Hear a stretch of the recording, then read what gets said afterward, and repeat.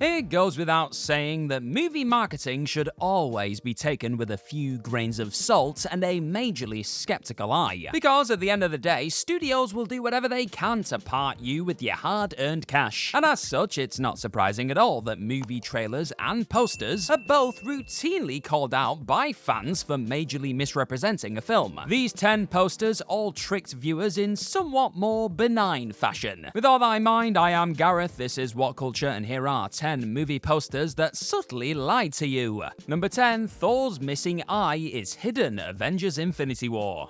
Fans of the Marvel Cinematic Universe are well aware of Marvel Studios' deliciously devious marketing tactics over the years, willfully misleading audiences to ensure their time spent watching the series' latest installment is full of surprises. Even so, they went into full manipulative overload during the marketing blitz for Avengers Infinity War, which not only digitally edited trailer footage and included money shots created solely to throw viewers off, but cleverly hid a major Thor Ragnarok spoiler in plain sight. This Comic-Con poster right here for Infinity War was released in July 2017, several months before Ragnarok even hit theaters. And so, in order to conceal the spoiler that Thor ends up losing an eye, a plot point that carries over into Infinity War, the poster hides the offending side of Thor's face. Very, very clever. Early trailers for the film, meanwhile, digitally restored Thor's missing eye too. Somewhat ironically though, Thor just ends up being gifted a new eye by Rocket midway through the film anyway, so it's not quite the big deal it first seemed.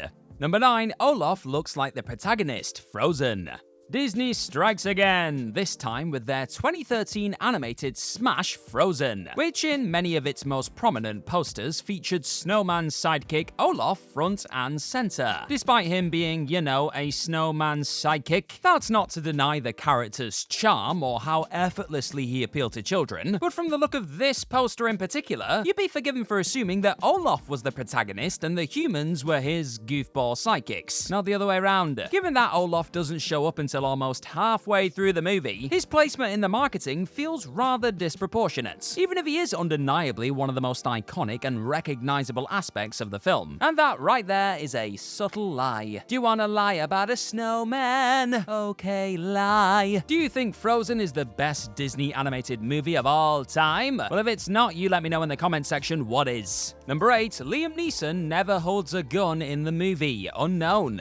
At first glance, this poster for 2011's Liam Neeson starring thriller Unknown seems like it sells the film perfectly and honestly. You've got a snappy tagline, attractive blonde women, hints at an exotic locale, and best of all, Liam Neeson holding a damn gun. Except Liam Neeson doesn't actually hold a gun, let alone fire one in the entire movie. Yep, clearly Warner Brothers were hoping to cash in on the success of Taken by implying that Unknown was just another action flick in the same vein, even though it's actually far more of a Hitchcockian suspense thriller. Thankfully, it's still a pretty solid movie and went on to become a box office success, likely due in part to this act of low-key fibbing. Number 7, Luke's lightsaber is the wrong color, Star Wars Episode 6 Return of the Jedi. The Star Wars franchise is no stranger to manipulative marketing, and many decades before The Force Awakens sold audiences a mostly absent Luke Skywalker, the series depicted Luke and Leia as far sexier than they actually were in posters for the original movie. A stranger and more subtle lie came in the iconic poster for Return of the Jedi, where Luke is shown to be wielding a blue lightsaber, just as he does in the first two films. But in the actual film itself, Luke's lightsaber is of course green. A scandal, clearly. In fairness, this was in no way the fault of the marketing team, who presumably threw the poster together during principal photography, before the lightsaber had actually been created in post-production. Once the film was in the can, however, the crew realized that Luke's blue lightsaber would blend into Tatooine's blue sky in the opening sequence, and so changed it to green. Hardly a malevolent act of duplicity, but we all know how nitpicky Star Wars fans can be, even about a poster of all things. I'd still hang that bad boy on my wall. Number 6, everybody's a clerk. Clerks. The main poster for Kevin Smith's incredible indie comedy Clerks depicted 5 of the movie's main characters, with the very clear implication being that all 5 of them work as clerks. But in actual fact, only Dante and Randall on the left and right edges of the group respectively are clerks. As for the other 3, the leftmost woman is Marilyn Gigliotti, who plays Dante's girlfriend Veronica, and on the right we have the late Lisa Spoonhour, who plays Dante's ex, Caitlin. And of course, way in the back, we have Smith himself as skeevy stoner Silent Bob, who couldn't be much further from a clerk. He deals drugs outside Dante and Randall's place of employment, and frequently serves as their foil throughout Smith's Askewniverse. But from this poster, you'd assume they all work together as clerks, the tagline referring to the 5 collectively as they, when in actuality, the other characters simply paid Dante and Randall various visits throughout the film. Granted, the poster at least sells the tone of the movie accurately enough, even if 3 of the 5 characters on the poster have much smaller roles than you'd probably expect. Also, where the hell is Jay? Cheers for watching this video wherever you are on this spinning ball today, my friend. If you're enjoying what you're watching, then hit that subscribe button down below for more of this what culture stuff in your day. Now back to the video. Number 5, this isn't Julia Roberts' body, Pretty Woman.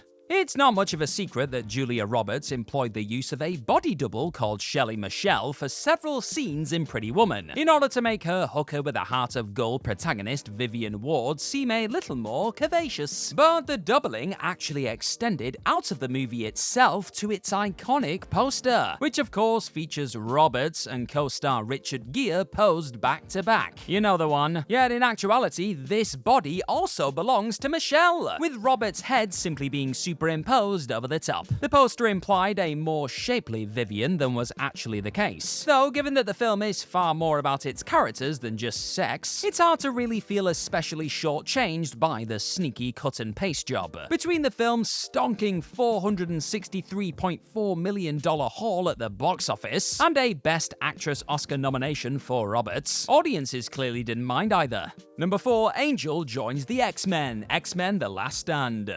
You can argue that the marketing for X-Men: The Last Stand promised a far better movie than we actually got, but it also misrepresented one of the movie's superheroes far more sneakily. Several posters for the film depicted all of the superheroes in the identical black leather X-Men garb, including new hero Angel. This is despite the fact that Angel never actually wears this costume in the movie, because he never officially joins the X-Men and ultimately has a much smaller role than was advertised. In slightly less egregious terms, Cyclops is also ill-sold to audiences, given that he never gets the chance to wear the X-Men uniform he's pictured wearing in this poster, considering that he's, spoiler, killed just 25 minutes into the damn movie. Cyclops fans were gutted. Number 3, Machines Rise Up, Terminator 3: Rise of the Machines. Between the third Terminator movie being subtitled Rise of the Machines and the main poster featuring an army of robots, you'd be forgiven for assuming the threequel was about an army of cyborgs chasing down our heroes, with yet another T-800 charged with stopping them. But in reality, the bulk of the movie is more or less a decent-ish rehash of Terminator 2, with the T-800 attempting to protect John Connor from a new Terminator, the T-X. After an all-out war between the human resistance and Skynet's machines was teased in the first 2 movies, audiences hoped to finally witness it the third time around, only for the whole advertised robot army angle to be ditched entirely for the actual movie. Boo! Ironically, the next film in the series, Terminator Salvation, finally caved in and focused on the future war, only to turn out the most miserable and dull film in the entire franchise. Be careful what you wish for and all that.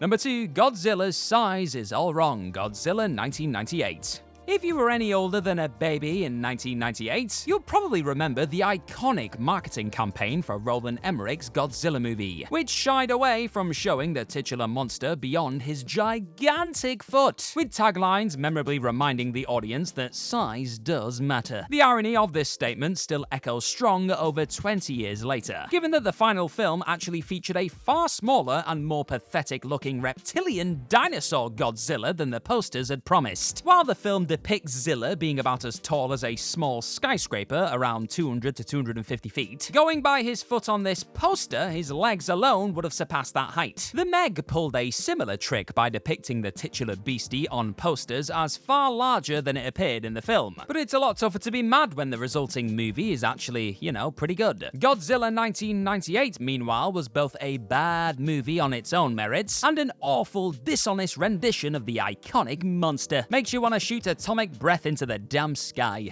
Number 1, the hand actually belongs to Christina Hendricks, American Beauty. The iconic poster for the Best Picture-winning American Beauty took a memorably minimalistic approach to selling the film's characters and themes, featuring only a woman's stomach with a hand laid across it while holding a rose. And though the clear implication is that this stomach and hand both belong to actress Mina Savari, who memorably plays precocious cheerleader Angela Hayes in the movie, that actually isn't the case at all. While the stomach is that of an unnamed model, the hand in fact belongs to a pre-famed Christina Hendricks, who was just starting out her acting career when she took the gig. Hendricks eventually revealed this fact on Instagram, professing pride that she was part of the film in any way, no matter how small. Given that there's absolutely zero chance of anyone ever figuring this out on their own, it's just a pretty neat switcheroo that nobody could possibly be mad about. So on that note, try not to be mad today, be happy, bye bye.